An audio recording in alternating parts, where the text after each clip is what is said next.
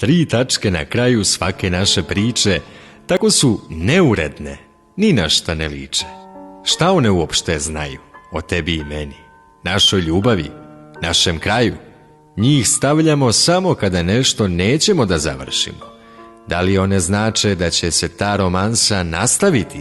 Možda će nas baš te 3 mrlje opet sastaviti. Jer moj se život danas svodi na upitnik. Bezbroj glupih pitanja, bez pravog odgovora. Poneki uzvičnik na kraju dijaloga sa svima ostalima. Budem često hladan prema drugima, jer me svaka od tih tačaka dovodi do ludila. U njih puno toga staje i ne znaš da li će ta priča i dalje da traje. One se oduže, svaku nadu ti produže. Mene samo zanima, među nama, šta te 3 tačke zapravo znače?